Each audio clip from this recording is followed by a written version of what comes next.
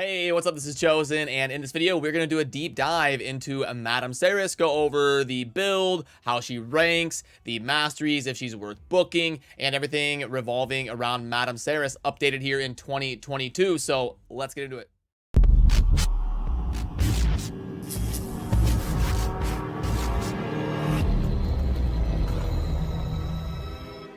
Alrighty, so the reason for this is there's going to be a summoning event happening this weekend at the time of me recording this video that is going to be centered around a 10x event during 2x voids for Madame Serris that happened in August of 2022. So what better time to get an updated guide out there, because I'm sure there will be a fair amount of early and mid-game type of accounts that are going to be adding Madame Serris onto their account. Hopefully, if they're pulling with that intention of getting her during the 10x, it's going to be a lot more realistic for an epic compared to a legendary, and not only that, but also a void champion compared to a non-void champion, because there are less void champions. So 10x events are a lot more reliable. Even though it's not perfect, they're a lot better than the non-voids, or at least your odds are a lot better. And worth noting that Madame Serris actually has some of the coolest aesthetics in the game and received a couple really cool skins recently as well. So Raid always does an amazing job on the aesthetic type stuff, and Madame Serris, one of the most iconic champions in Raid, so she did get some very fitting and awesome looking skins here. But not only is she very iconic in Raid Shadow Legends, she is also one of the best epics in the game, pretty much unanimously regarded as a top 10 epic. Some would even argue a top 3 epic. It just kind of depends on what area of the game you prioritize. In terms of PvP, she's a top 3 epic probably. For PvE, maybe like a top 12 to top 14 epic, somewhere in there for just PvE. So then as we dive into going over her as a champion, maybe you'll get a better sense of that. And I will fully lay out the grades for her later on in the video. We'll go over everything individually. But for the kit, we've got base stats of, decent HP, which she ends up needing a decent amount of HP because of how her passive works. Good base defense of 1167. She does scale her damage with attack, but we're not going to be really building Madame Serris as a damage dealer, so don't really worry about the attack. Base speed of 100 is perfectly fine, and then the base accuracy of 15 is the most notable thing, because we need a lot of accuracy on Madame Serris. As we dive into the A1, we've got attack one enemy with a 20% chance of placing a fear debuff for one turn. The chance can increase to 30 or 45% respectively if they're under 1 or 2 debuffs. So we got CC on the A1, very nice for an epic champion. Now the A2 and the A3 are where Madame Serris gets ridiculous. The A2 is going to be an AoE that we can book up to a 50% chance of stealing a random buff from each target. Not removing, stealing a buff from each target. And then if we do that, it's going to snowball out of control, because we're going to also place a block debuffs buff on all allies for 2 turns. And then on top of that, we're going to place a true fear debuff for 1 turn on any enemies who had a buff stolen. So there's a lot of wiggle room in terms of how impactful this ability will be, because we can attack all enemies and not hit any of those 50-50 coin flips, and then we're just doing an AoE damage dealer, and it's pretty crap for an epic because she's not a damage dealer. But if we start hitting those coin flips and we steal a buff, now we place block debuffs for 2 turns on all allies, and then we fear whatever we stole buffs from. So really can snowball out of control or not really do much at all. Then the A3 is an absolutely iconic ability, the Midnight Ritual, where we're going to remove all buffs from all enemies. That in itself is pretty good for an epic champion. But not only that, we're going to place decreased attack and decreased defense on all enemies for 2 turns. A little raid history 101 that we like to do here on the channel. This actually got nerfed. It used to be place the attack down and defense down for 3 turns instead of 2. They nerfed it to 2. It didn't even matter. She's still an insane champion, and this Midnight Ritual ability is bonkers, whether it's place the debuff for 2 or 3 turns. What makes it so insane is getting the AoE buff strip and also the big version of defense down. If that were a 30% defense break, she would still be a really good epic. It's just the AoE cleanse, and then any utility on top of that makes the ability really good. But she also has a passive that places a shield buff on this champion equal to 10% of max HP at the start of each turn, and then when attacked while under a shield buff, a 35% chance of fearing the attacker. A lot of people forget about that with Serris.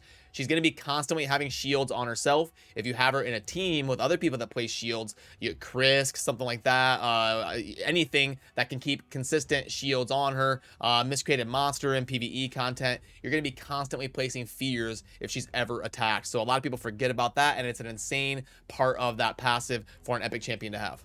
So now let's head on over to the Madame Serris that I use on my account. We'll talk about the building process, what stats to look for, the booking process, and then also getting masteries built on her.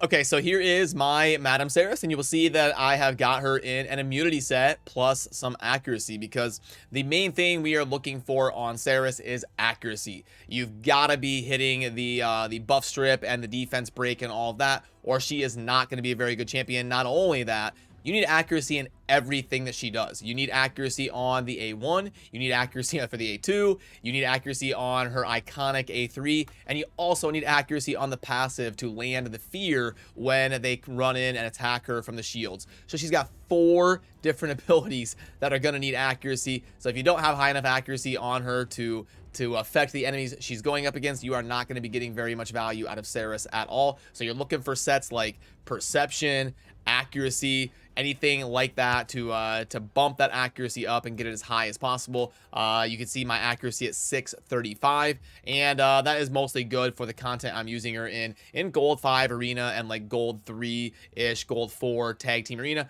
Obviously, if you're going to be going for platinum or something, you're going to need like 750, 800 or whatever it's going to take up there. But you get the point. The main focus on her is accuracy. So on the banner, we're going to be looking for, like I said, accuracy, and then also getting speed and HP mostly are going to be the other stats that she wants. So Amulet, a great one, is HP, and you want a double or triple roll at least for accuracy. For the ring, you're probably going to want to again stack HP because of her passive. And then for the boots, you could go like HP percent and get a good accuracy substat, but it just depends on the team you're trying to fit her in and make her kind of go in the rotation. I'll show you how I use her on my account and why she's in the immunity set and all that, and I put her in the speed boost to make sure she's going before my DPS in the rotation. And then this was also my best option in the immunity set with the double roll to get 37 accuracy on her after glyphing. Now accuracy chest is going to be great on her because, like I said, that's her main stat that she needs to unlock her value, and you get the drill on all of the other stuff. Yeah, now it wouldn't be bad to get HP percent here, but this was my only double option for accuracy on the immunity set, so I went with defense. But HP is great on her because of the passive. So the top ones are self-explanatory, you know the drill by now: accuracy, and then like speed and HP / toughness. Then for the booking process, you definitely want to book Madame Serris. So wait for a CVC or something and roll through and spend the books on Madame Serris. They are very impactful. You are getting the A2 and A3, not only a cooldown, but also a debuff chance on the A3. Now, if you get lucky and you want to save a book or two on the A1, go ahead, because you're not getting anything of value. You're only getting damage right there on the A1. So if you book up Trick and Treats and Midnight Ritual, and then you see that you've got 1 or 2 on the A1 you could still place, go ahead and save those books. It's mostly a worthless A1 booking process. And then this is mostly going to be the masteries that you're going to want to go with in most circumstances. This should be pretty generally useful because you're probably going to be using her in tag team arena or in certain nuke teams that you're trying to build where she has a lot of accuracy, which means Eagle Eye is going to be a great choice on her for the tier 6. And you will go the standard route down the right side here. Make sure you get charged focus because her first ability is going to be that Midnight Ritual. Now, I know her AI can get a little bit wonky. Plarium has adjusted it a few times, but you're going to probably want her prioritizing that A3 where she does the AoE buff strip and then places the attack down and defense down. So charged focus, an amazing mastery on her. And then we don't really need any of the damage ones, so we can go down the defense tree just fine. But there is that in case you want to see some masteries that are pretty generally useful on Madame Serris.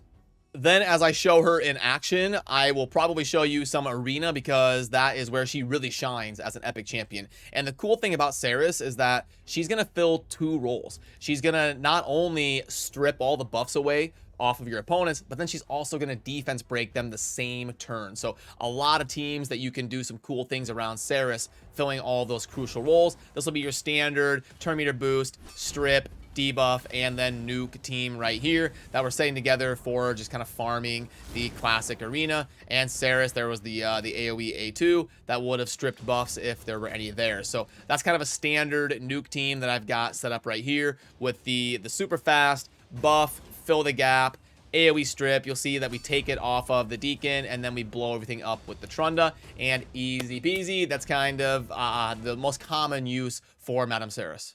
But I also want to show you why I like to put my Serris in immunity gear, because I can go up to a team like this looking tough. They've got Nekarit, Tormund, Mithrala, Trunda, very good champions, 250k power, but I'm able to breeze through because I know the Tormund is not going to affect me as we just strip everything away. And then we blow stuff up with our Trunda right there, and they're gonna sit here and live for a little bit because they've got some stone. Oh, there's the A2. Oh, and we did steal on the Mithrala on the left there. So gonna be a little bit of a knockdown drag out, but we were able to blow it up. There's the fear on the A1. And you can see how Serris really changed the tide there in the immunity set by being immune to the Tormund freezes, and we were able to blow enough champions up to make sure that we are off and running and able to kind of take the fight down, even though some of these fights can take a little bit while if some of these defense teams are set up pretty well. And now the immunity set has wore off, so you can see my Trunda and stuff taking some heat. And you also got to be careful with Madame Serris because versus Trunda, remember, she does place that shield buff on herself, so that can get you into a tricky situation where people get confused, like, wait, why did my Serris take her turn and freeze? Well, remember, she places that buff on herself with the passive. As you can see right here with Tormund, gonna be has a 20% chance of placing a freeze debuff on each enemy each time they receive a buff, which is going to apply to Madame Serris.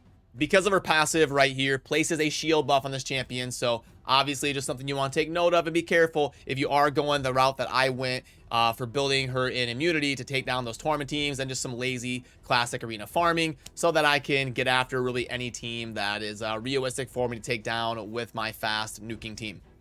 Now let's pull up the trusty grading mechanism, and I'll walk you through the thought process of grading Madame Serris overall as a champion here. So let's go with book value. That is super easy.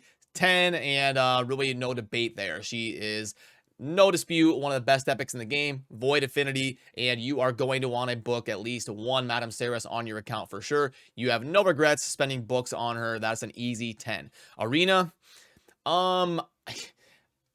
so on my original tier list, the reason I go up to 12 is because I don't want to end up in a situation where I have 75 champions as a 10 in the arena. Like, I don't want to have Genbo, Skull Crown be a 10, and then also have Duchess and Warlord be a 10. Like, there's a difference there, but I also don't want to drop people like down to 8 or 9. So I don't know, it gets tough to do it perfect, but you know, arena, even on a 1 to 10 scale, you know, the tough part is it'd be like a 9.5. Like, no, she's not Duchess, she's not Siphi, Warlord, anything like that.